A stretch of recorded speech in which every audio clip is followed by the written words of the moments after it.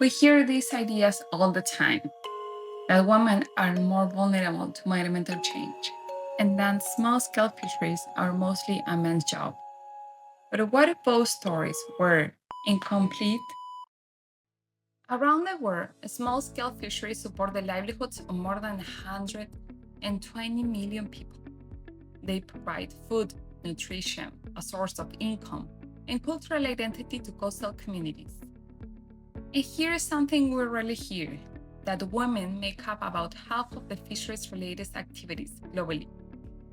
Women are fishers, processors, traders, organizers, and leaders, yet much of their work is informal or unpaid, which means often disappears from statistics, policies, and decision-making spaces. When women are invisible in the data, they become invisible in governance. Women in fisheries do face serious challenges, from unequal access to resources to even abuses in regions. But reducing their experiences to vulnerability alone hides something crucial: their agency, strategies, and power to navigate change. That's why my research asks, how do men and women experience vulnerability in small-scale fisheries, and how do we move towards viability? Vulnerability doesn't mean just poverty. It's a much more complex concept which includes environmental issues, material elements, gender and caring roles, capacity to decide in different aspects, life, and more.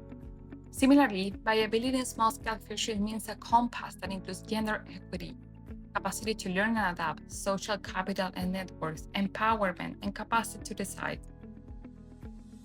I focus on Chiloé Island, southern Chile, a place deeply dependent on small-scale fisheries and transformed by the salmon industry.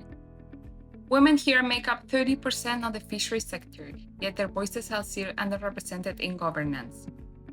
By using face-to-face surveys, in-depth interviews, and participatory workshops, I listen to people's life experience, how class and gender shape their risks, choices, and opportunities, and how different organizations include women. Results show that men and women in fisheries do experience vulnerability differently. While men are more affected by environmental issues and cost of fishing, women are more affected by health issues, caring roles, and lack of cooperation in domestic labor.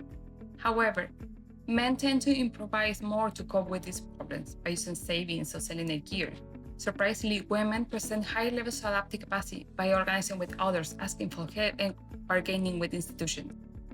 When we move beyond myths, we see that vulnerability is not about being a woman, it's about power, access, and recognition.